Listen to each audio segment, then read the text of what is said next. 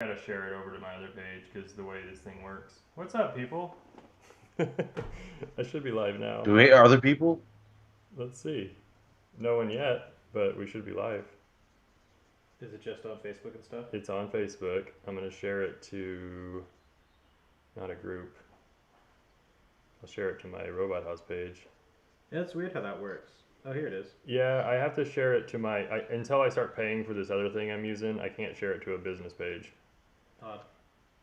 So Facebook sucks anyway. Oh, that's pretty dumb. Yeah.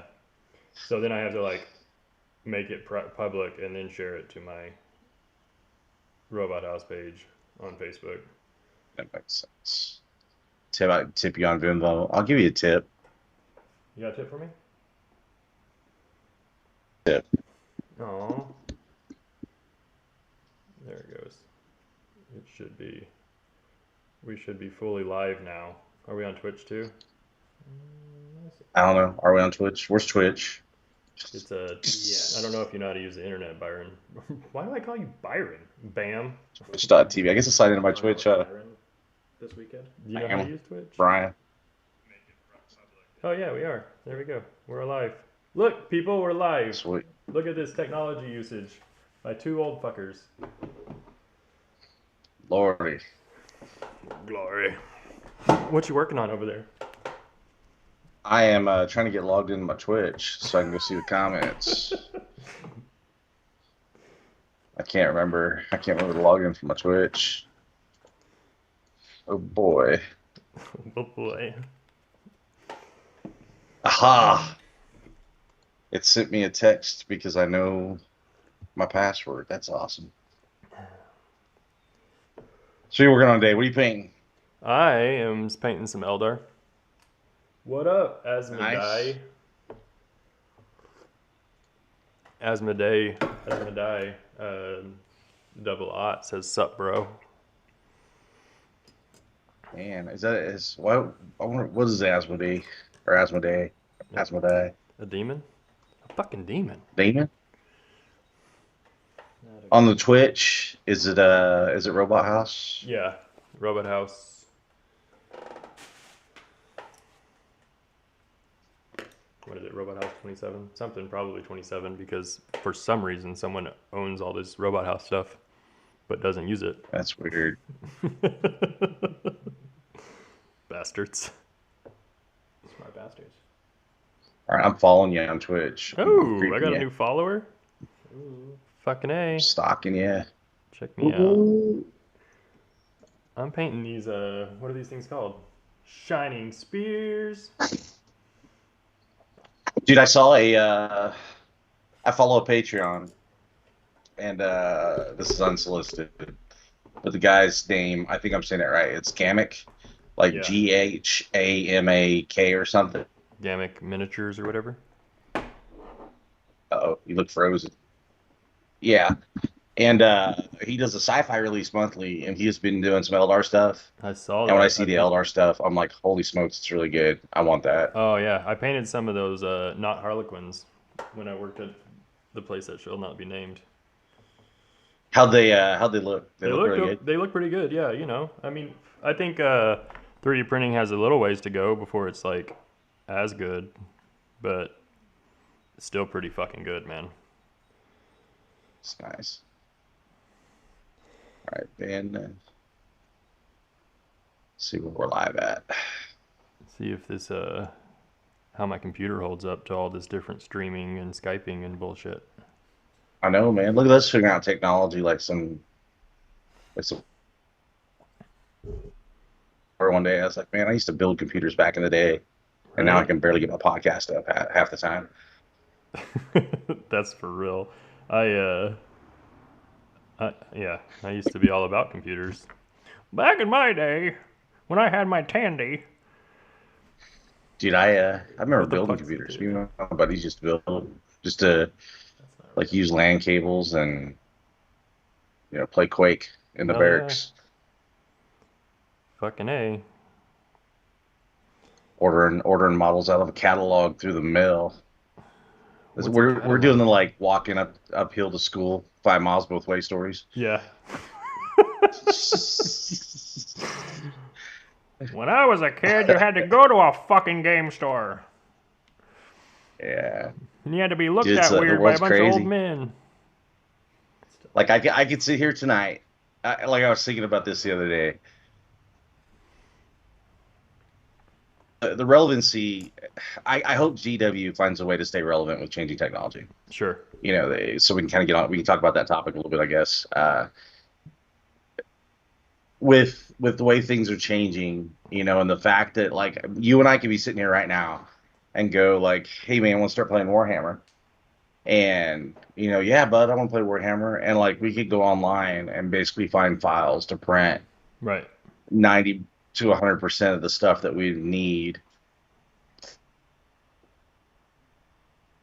and like without even leaving the house, get that done, or go on a tabletop simulator and do Right. it, Yeah. and but I tabletop simulator does zero for me. Oh, I It's hate like it. seeing, I don't know. It's like seeing a polyhexagonal naked gal versus like seeing one in person. Right. Yeah, I don't. It's not the same gimmick to me. But but we could completely do whatever we need to do to get gaming with like just downloading some files and just doing the thing. And like Games Workshop is doing nothing but tighten up their supply lines, make it harder and harder to get a hold of models. Right. Make it less accessible than it's ever been. Like, and like they're gonna turn around one day and go like, "What happened?" And they're gonna be like Blockbuster, dude. Yeah. Why isn't anybody showing up on Friday night to get VHS tapes in? Because they're downloading it at home. And you guys decided you're gonna shit the bed on all this stuff, and they just found other sources for things. And if it weren't for their books, I think a lot of people wouldn't buy anything from them. Yeah, I don't know how long they last because, I mean, especially like with the pandemic and shit, and not being able to even get their stuff. If they could just keep it strong and every time they release some new cool thing, I think they'd last a little longer. But then whenever it's like, oh, those new things look cool. Oh, two people got them at my local store. Yep. Makes it real fucking hard to give a shit. It's like you said last time. You got like you couldn't even get a Bellacore and you own a store, man. Like, Yep. what the fuck? So the hype for Internet me, like the rest of you peasants. the hype for me is kind of waned, especially I was working at the store, not being able to get things. And I was just like, and then starting to 3D print. I was like, man, I don't love these 3D printed models. Well, for one, it's kind of killing my love of the models in general because I'm like the illusions kind of left. It's like, oh, I printed a whole Chaos Dwarf army in a weekend. So yeah, I don't know. I like the stories, and I like playing the games with my friends, but I don't know if they don't do Yeah. something. Well, that's kind of my thing is I'm sharing the stream on the Flying Monkeys page, Oh, nice. so hopefully that's my thing is like they could adapt. They could very easily. There are guys out there making a living off of selling files. Oh, fuck yeah, and they are, selling yeah. like their stuff. And I promise you, if Games Workshop showed up tomorrow and went like, we're going to release these files digitally, like they solved their supply chain. Yep. They won't have to produce nearly as many models. Right. And most folks out there would be like, 3D printer goes burp. Right. And, I don't know. I'd like to see them graduate and go into that technology to where, it's like, welcome to where the rest of the world is, guys. It's not the 80s anymore. And It would be crazy. I mean, and it seems like it would be so much cheaper for them as a company. Like they could get rid of their whole manufacturing, or at least a big chunk of it, But I don't know that they're going to make that shift. well, and that too, if you think about the cost of, how much it takes to print a kit, or not print a kit, but how much it takes to produce a kit, ship a kit, get a kit where it's supposed to be, the logistics, the shipping, et cetera, et cetera. You could completely dial that way down if like, I knew the Jakari book was coming out and I wanted this unit. Here's the 3D print file for this unit, Right. and I guess the other side of that is customer service might be a disaster, because you're wearing bitch out there that can't run his printer Yeah. And every time GW releases a file, he's going to be the guy that's calling in or asking for customer support. So, there is that logistics side of the business that probably have to come into play. Well, they'll just do what they normally do and just ignore the fuck out of you. Yeah, that too. So, go back in the ivory tower and talk about the stock prices. Yeah.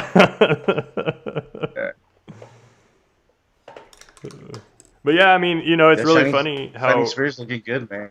yeah, it's that same color scheme.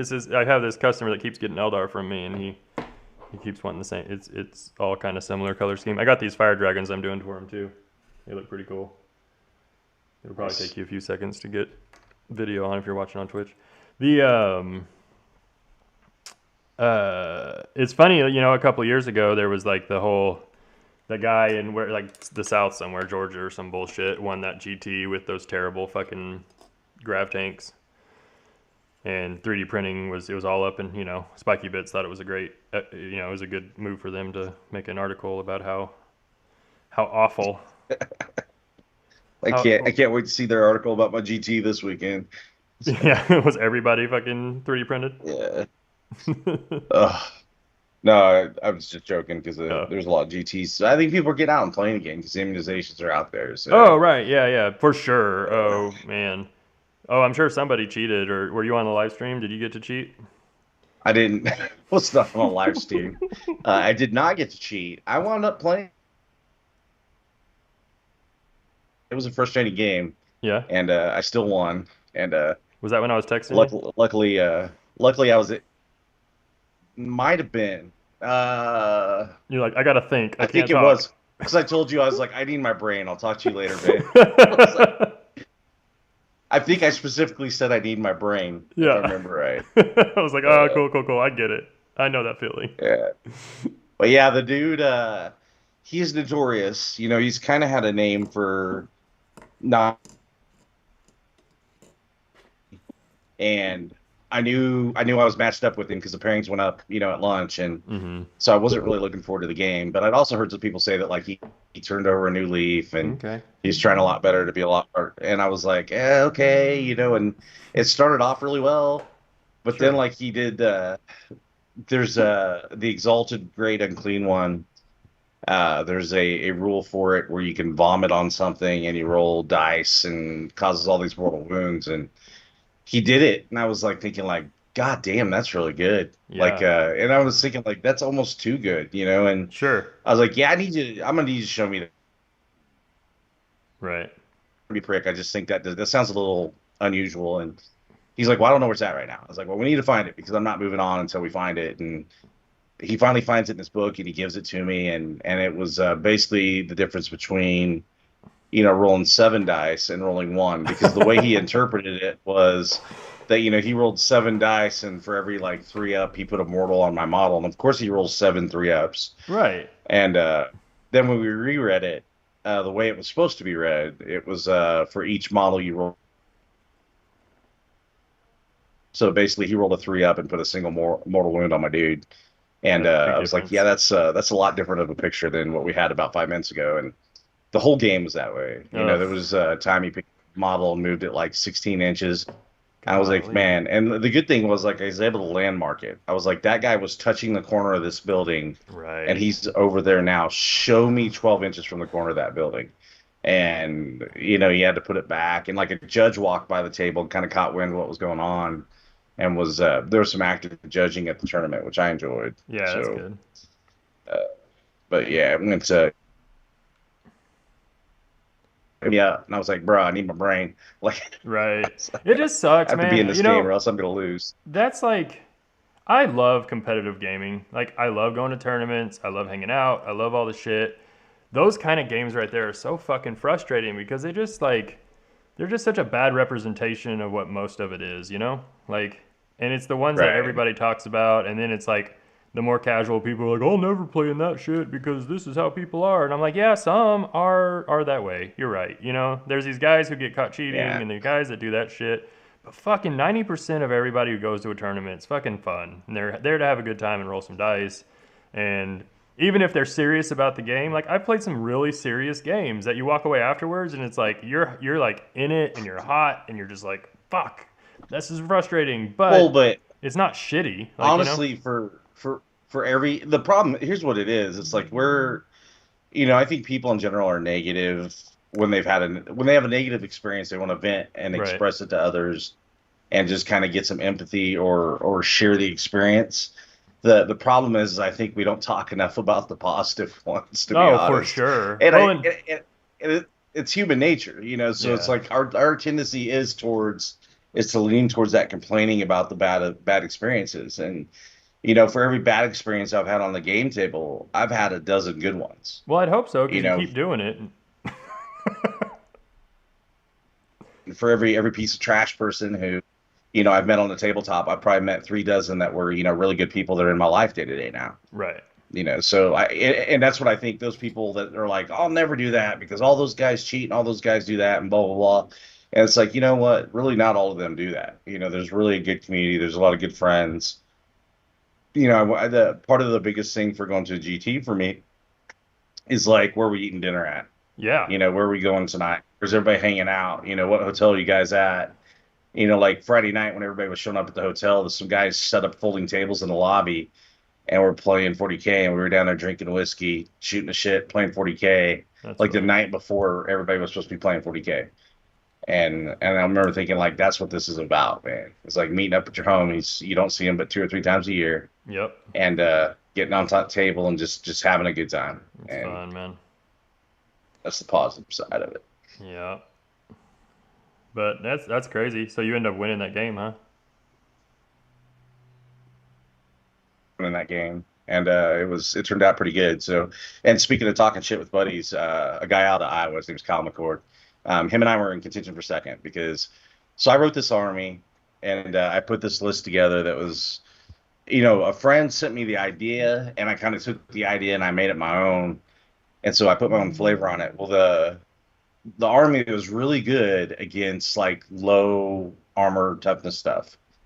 So like if it was T7 or below, like I could hang with it. Right. But T8, like it was going to be a precarious battle. And like, so if I ran into that Imperial Knights player, which Imperial Knights I don't think are really that hot on the meta right now, but if I ran into it, it was going to be struggle bus for me. And so like the night before, I'm like, yeah, man, I hope I really don't play Imperial Knights tomorrow because that's the one bad matchup I have. There's 2 Imperial Knight lists at the tournament, blah, blah, blah, blah. Guess what I fucking get round 1? Imperial Knights. Of course. Round 1, I get stuck in there with Imperial Knights. And I'm like, oh, this is awesome. So I wound up losing that game. And the dude ended up being a decent dude. So we had a pretty good time playing the game anyways. And I remember telling myself, like, well, now I'm just on the path of redemption. My job here is just to win out Yeah. and see if I can get up there. And I managed to do it. I had a next game was against one of my old buddies, Steve Hetmeyer. I don't Oh, know if you nice. remember Steve. He was in Yeah. Oklahoma for a minute. Yeah, I remember him. And Steve kind of came out of 40K retirement and showed up for the event. So him and I got to play. That's And fun. so like again, I got a couple hours with an old buddy that I've known for years. And round 3, I can't remember what I even played round 3. I was so exhausted. This dude out of Iowa, pretty dope dude.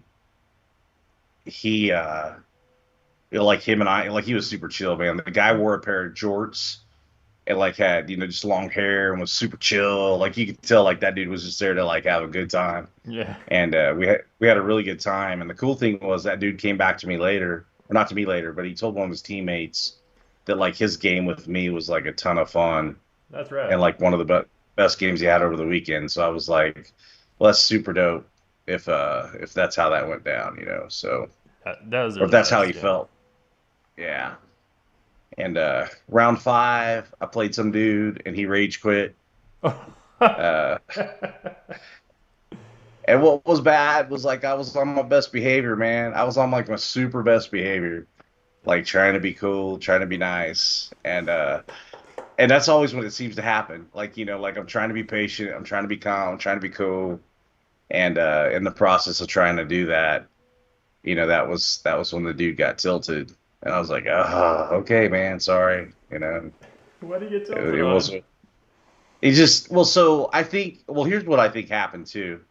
So his opponent was his teammate was who his opponent was who round one beat or opponent I say opponent teammate. Mm-hmm.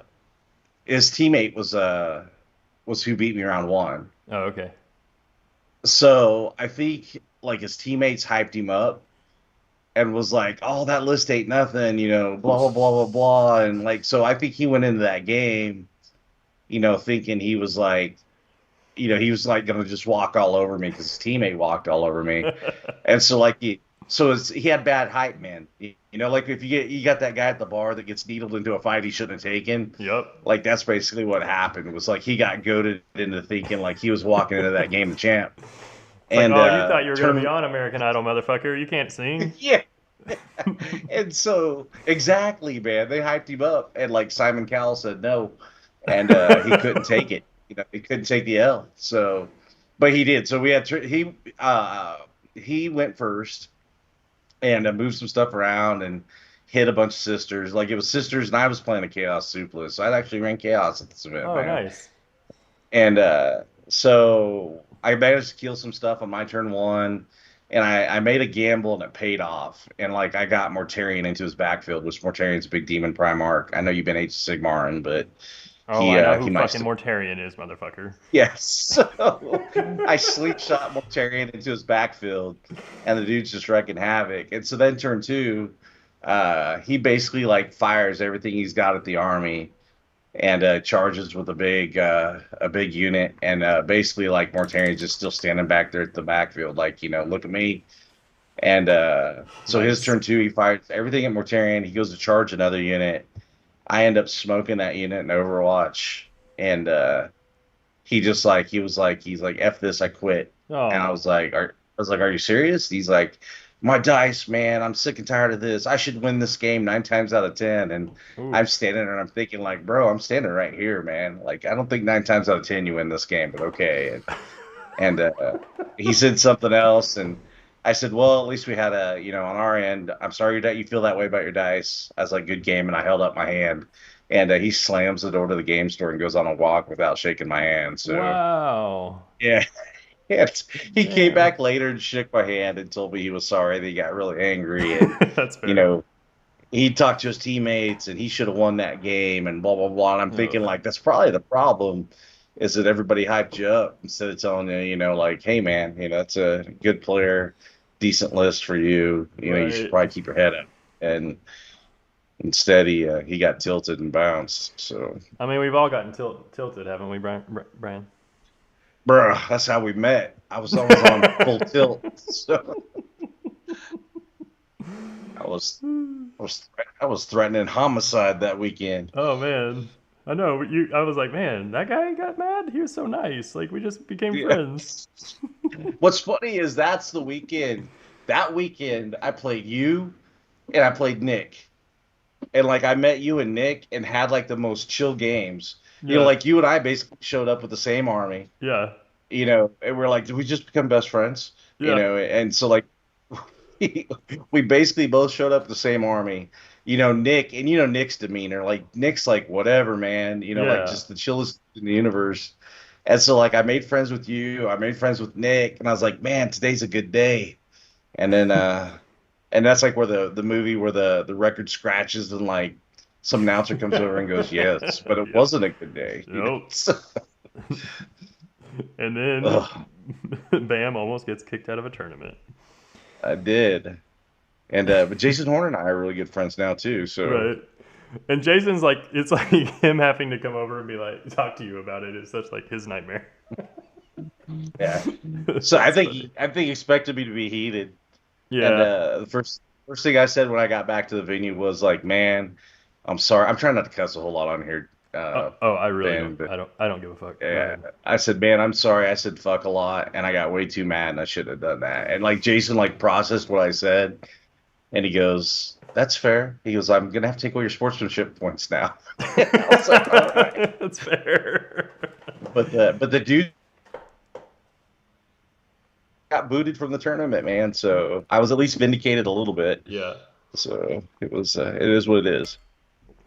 Oh, Oh man, I miss it. It's fun. I'm going to a GT at the end of May and playing my Corn Dragon, so I'm excited to get back to it.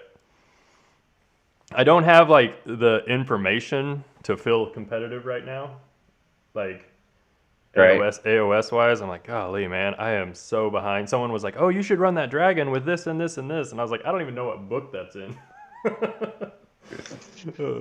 But I played an RT last month, and it was helpful to at least get back into it a little bit. But man, Good. I'm excited to hang out and just get a weekend away from the kids and roll some dice. Dude, I dug all the soul blight out, man.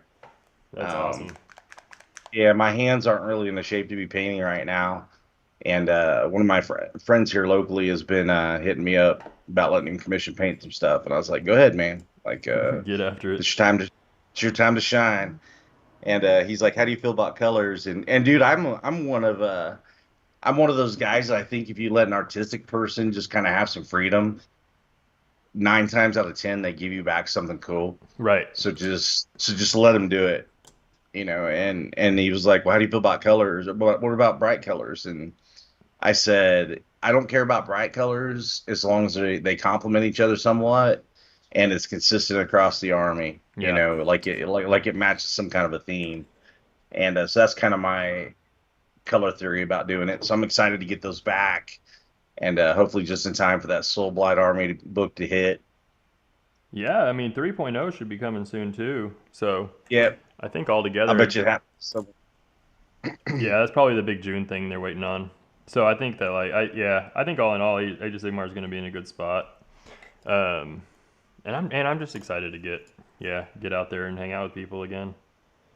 yeah, we're having a good time, man. So But yeah, I got to figure out how to get my dragon to you so I can come out there and play. I know Charles was like, "Hey, you can borrow some stuff," but man, I can't be playing someone else's fucking minis. I'm a mini painter. This is what I do. I was like, I think I'd rather just come out and hang out than fucking play with someone else's shit, you know? But well, I think again, I borrowed models this weekend, and sure. I built a list and didn't want to have to paint all the models, so I hit up a friend I knew had a majority of the models, and I had the other half that I already painted in the past. It was some of my old Alpha Legion stuff, so That's rad. I just rocked it. But I think when you're running your own commission painting gimmick and like it's your job, it's what you do for a living. When you put models on the table, I think you have to represent yourself a certain way. So I think I so completely too. understand that. Uh, What's that? I think you're right. I think that's how I feel. But it's also like, how do I get a resin dragon? I can't take it on a plane. It's just gonna break. Yeah. I got to figure out how to just hold it like a puppy. You can Like, take oh, it. this is Wooden my crate, child. man. Oh yeah, wouldn't great. That's exactly what I'm It- it- thinking. Go hit YouTube and see how the kids do like the dropping the eggs off the building experiments and reproduce something like that. Did you ever do that? Yeah, that's fair. That's fair. in, in science class where you had to design something to drop an egg a certain amount before it broke. Oh man, it just terrifies me a little bit. As much time as I've put into painting that thing. Oh. That's rad. I'm like, when's the last time you placed in a tournament, dude? Last one I was in. Oh, really? Yeah, Damn, dude. Are you good at this shit? I'm not Or is the bad, meta man. just that bad? Shut up. I was like I think I was fifth in the Lord Marshal last year. I was fifth. Dang. I think I wound up being like I think 24th or 25th in the ITC last season. Okay. Uh, yeah, no, I win RTTs all the time, Yeah, you do win play a games all the lot. time. You play a lot. Hey, my Yeah, team's first place in Age of Sigmar right now. I saw I that. contributed That's one next to last place finish so far. yeah. That's like saying you got a silver medal at the Special Olympics, though, right? What, playing Age of Sigmar? I'm It, joking, man. it's I'm the joking. more it's the more competitive kind of competitive thing, really. 40K players don't know true competitiveness. I don't really know. I honestly don't give a shit. Um, I really like Age of Sigmar. How do you feel like? So is the meta like a thing right now with 40K, or is everybody just kind of stuck in what the books are, and it's like the new books are good? So here's what. Hang on one second here. I'm Yeah. actually trying to work and talk to you. No, you're fine. This is hobby Um, time, chill time. so this weekend, there's I put a video up on the Flying Monkeys YouTube channel Okay. about there were 5 GTs this weekend. Drukari won 4 of them. Wow. Ju- Drukari placed top 5 in every single one of them, and some of them there were multiple spots in the top. So there's just a lot of that Drukari book is pretty broken. So.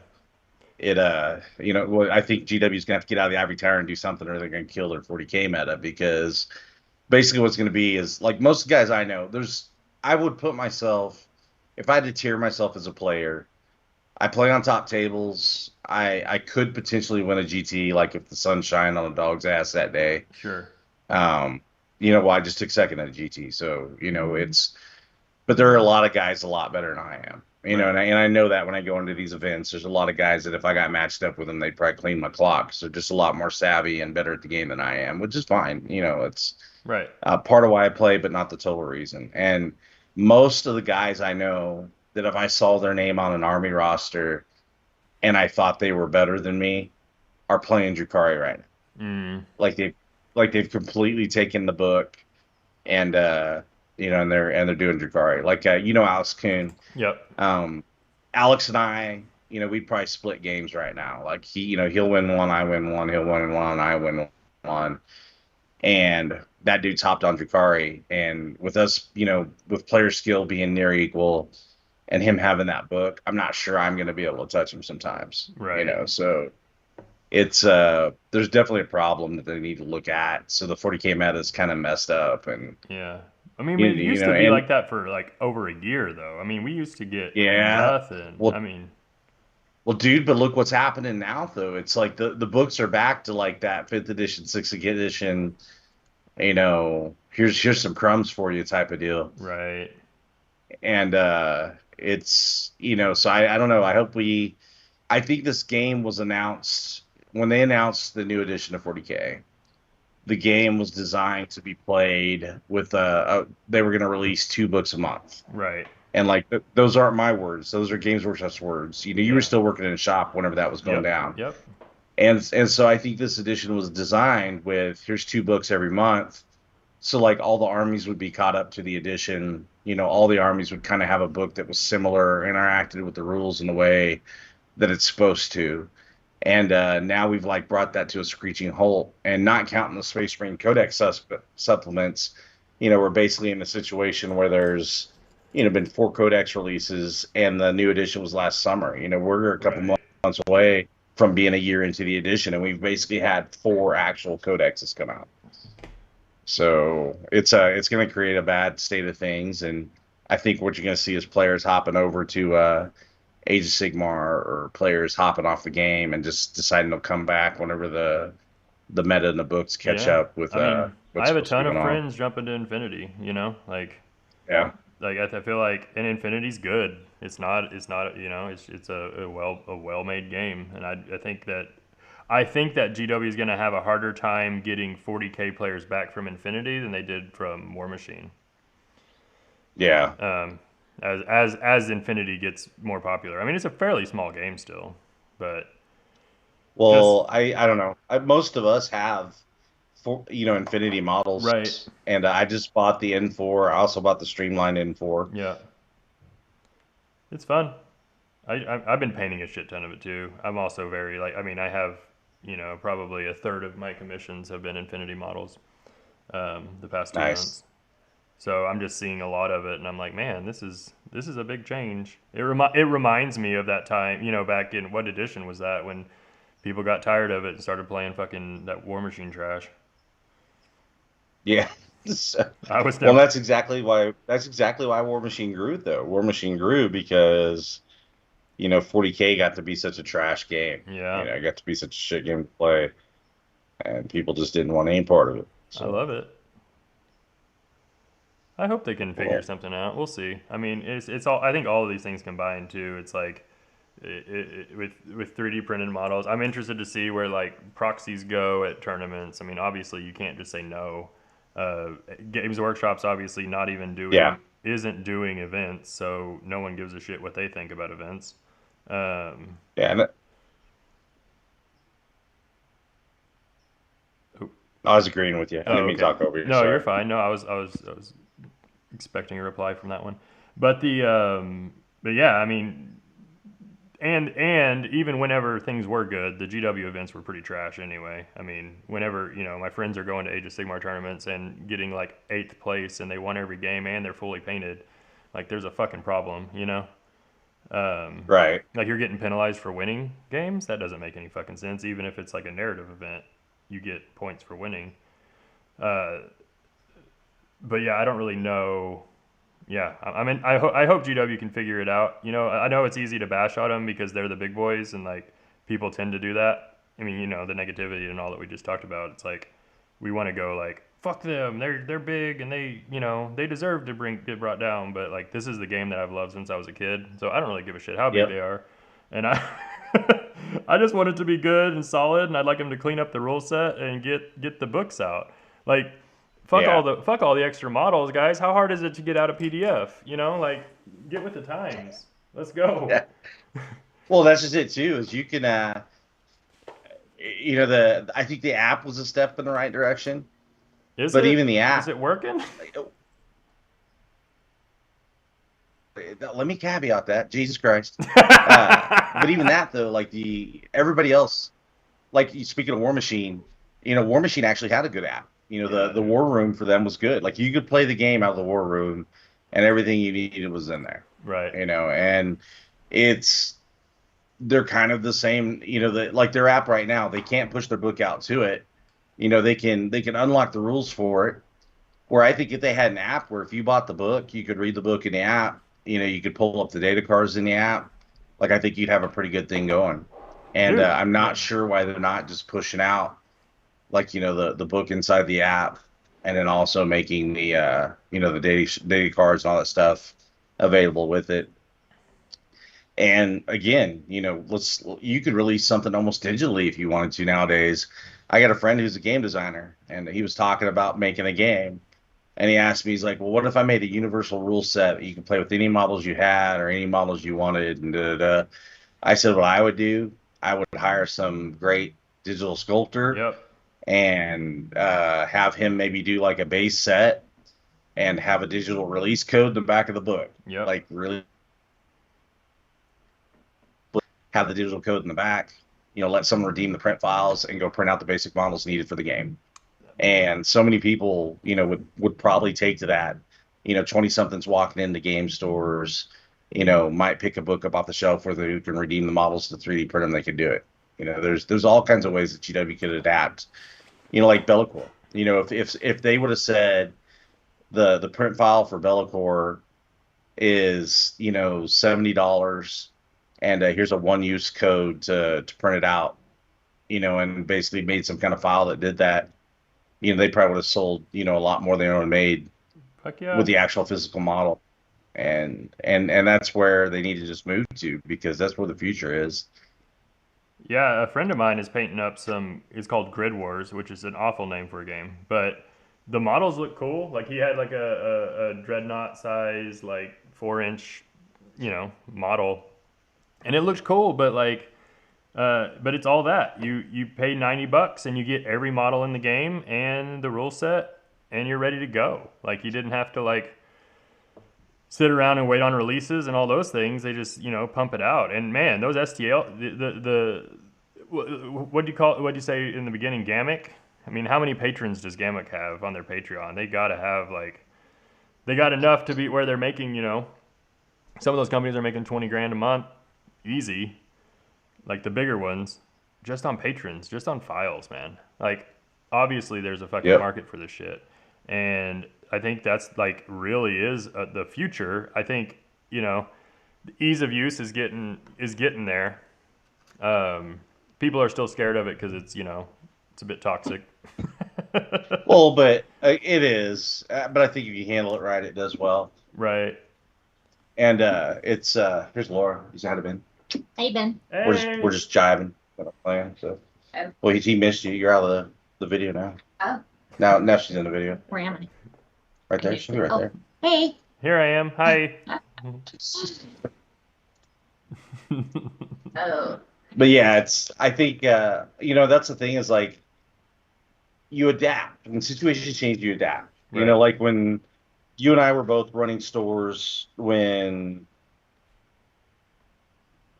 and lockdowns happened, and basically we had to adapt to stay viable. You know, we Yep. sold stuff online. Yep. We did things to keep the rent paid, keep the store afloat. Yep. You know, you streamed a lot online. You know, I not only did some streaming, but I sold things on eBay. I sold stuff on the store's website. I offered Yep. gift cards. Blah blah blah blah. Like so, the environment changed, so I adapted to make money.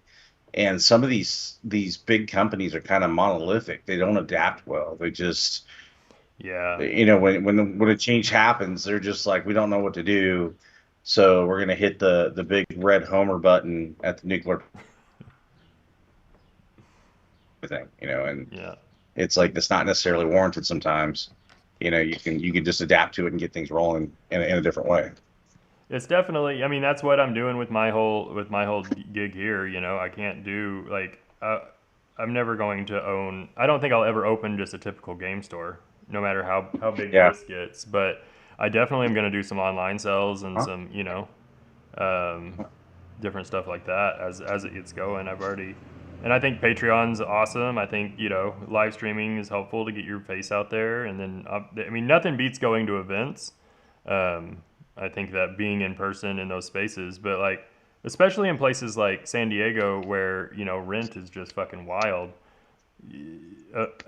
A 5,000 square foot game store just is not. I don't think it works. So yeah, I think we all Yeah. gotta keep adapting, especially now that we see like how it's possible to do it without customers in a store, especially out here. Like I think we have to of course people want a place to play, but I think I've had way better games at events and in people's fucking garages than I have most of the time at a game store. So I don't know. I've been thinking about a lot of that lately Yeah. because I I'm think trying stuff. well, you know what I think the best model for the future, honestly, is if game stores aren't going to charge for their space, they still need to make something. Because, like, I don't think we're going to be, I think 10 years from now, I don't think we're going to be selling models the way that we sell models now. Right. I just don't. I think that's going to be a thing of the past. I think we'll still do board games, Yeah. maybe some kind of trade paperbacks or comics to a certain extent. But I think these game stores should move to a model of, which is kind of what I'm doing with mine, is move over to a service type deal where there's tables available. Come in and buy lunch. Come in and have a beer. Come in and have some snacks and have some food, and make money off of concessions. Make money off of your pizza special. Make money off of your roller dog or something. And hmm I mean, we've both seen Mike do it and do it well. have like that kind of a deal where like the gaming space.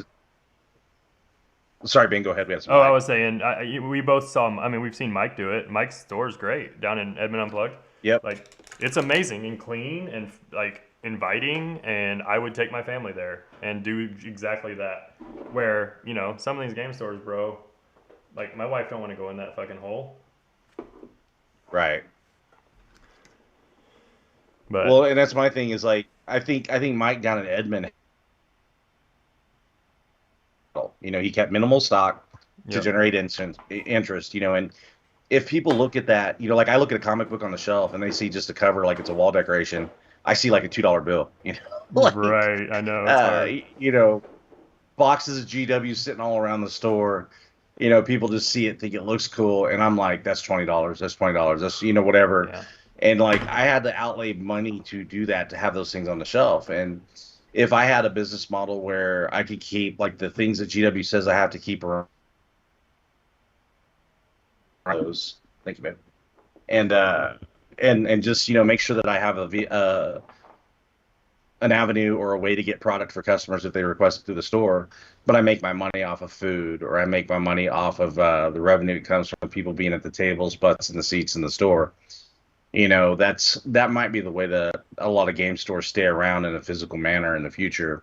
Yeah. Because other than that, it's going to be garage hammer. But Yeah, it's really interesting. I mean, as I'm getting started in all this, like it's the barrier to entry I'm finding for me and what I want to do is that um, distributors don't want to distribute to you unless you have a physical brick and mortar. brick and mortar, man. And I get that you don't want just any, fucking asshole buying shit for cheap for his friends, but like when you have a business where you paint models and inside of like a closed down system like California is right now and coming out of it, and I teach people to paint. Like I've been pitching it as, hey, let me buy your paints and sell them in my classes because I go to people's homes to paint with them. And I can sell them all the things that I use, but if I can't get those products, then it's a whole stream of income I'm not able to get. And so that's been a little bit of a hurdle the past couple of months of trying to figure out like, okay, so am I going to have to spend the $500 to $1,000 to get a little office, in order Right. to start this whole new like my whole second, phase of this operation. But I can't spend the 500 to 1,000 until I start selling things. So I'm just going to keep fishing at these distributors until someone gives me something. Yeah, well, and that's the thing I've noticed too is like a lot of these groups, distributors, they don't pictures of your store. They want dedicated proof that like, hey, this is a legit store. It's Right. not some scrub trying to get cheap product for me. And the reason, and I tell people about like silly laws, you think about the reason there is a rule that may seem, obtuse or crazy or silly is because some idiot has tried to bend them or break them in the past. And basically that's what happened is a lot of these gaming companies back in the heyday had a bunch of these nerds that took advantage of them, and they, basically would open these wholesale accounts and never pay retail for shit, Right. And that makes sense. Yeah. Like, and why would basically just kind yeah. of they had to have check, yeah, I mean, totally makes checks and sense. balances to make sure people are doing what they say they're supposed to be doing. Right. And yeah, and I don't fault him for that. I just am like, okay, what's my next step then? If I can't do it this way, then I'll figure out a way to do it. But it's just that adapting. Like if you're gonna do shit, if you're gonna go outside of the box and not just get a normal job, then you gotta fucking figure some shit out, Which I've been doing all my life, but so this is just kind of a new fun game. Like, how can I start this part of it? Yeah. And it'll all work. It's gonna be really fun. But shit's gotta change, man. Sorry, I lost signal for a second there. No, you're Jesus. good. It does. It does. But that's the thing is like I think the hobby's gonna be around in some form or another. The thing is I don't think I know everybody talks about things like tabletop simulator, Fuck that. but it's just extra steps. You're trying to do the toy soldier thing, but with extra steps. If I'm gonna play a video game where I'm playing Warhammer, I'm just gonna play Total War Right. or I'm gonna play Dawn of War. I'm not gonna play tabletop simulator and act like it's the same experience. You don't get to hang out with somebody. You don't get to be across the table from them and just make that relationship, make that friendship, Yep. and do that. And that's where I think that people miss the point when thinking it's gonna go. They'll move it completely online someday. It's like, it's never gonna happen. Yeah, I don't, it's just possible already, right? Like, I can play those online games with my friends, and most of us do in some form. Like, we switched, I'm in a weekly Gloomhaven game.